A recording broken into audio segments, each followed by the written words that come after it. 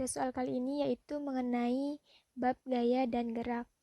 Apa yang dimaksud dengan gaya sebanding dengan percepatan? Jelaskan. Nah, jadi di sini kita harus tahu terlebih dahulu mengenai gaya. Gaya adalah suatu tarikan atau dorongan yang diberikan pada suatu benda. Sedangkan percepatan adalah bertambahnya kecepatan dalam tiap satuan waktu. Nah, pada bab gaya ini ada namanya hukum Newton, di mana hukum Newton ini terbagi menjadi 3. Ada hukum 1 Newton, ada hukum 2 Newton, dan ada hukum 3 Newton.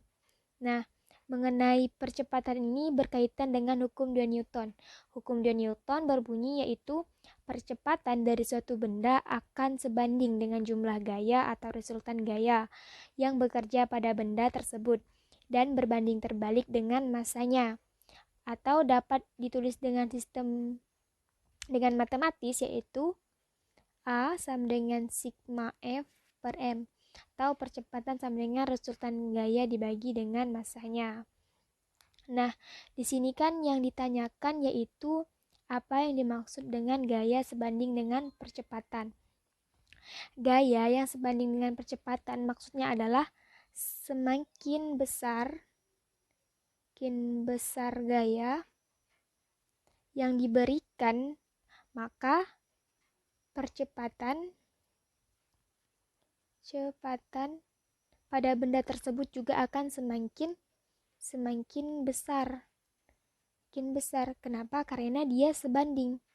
Nah, misalkan saja ada suatu benda, dua benda itu memiliki massa yang sama. Misalkan massanya yaitu 2. Nah, kita ini diberikan gaya masing-masing pada benda yang berbeda. Misalkan F1 itu sama dengan 4, kemudian F2 itu sama dengan 6. Nah, kita cari percepatan dari benda pertama itu, maka 4 dibagi dengan 2, hasilnya sama dengan 2. Jadi percepatan dari benda pertama yaitu 2 meter per sekon kuadrat. Kemudian kita cari percepatan dari benda kedua. Itu kan F2 nya 6, kemudian dibagi dengan masanya sama juga 2, hasilnya 3 meter per sekon kuadrat. Nah, terlihat bahwa semakin besar gaya yang diberikan, maka percepatannya juga akan semakin besar. Inilah yang dimaksud dengan gaya sebanding dengan percepatan.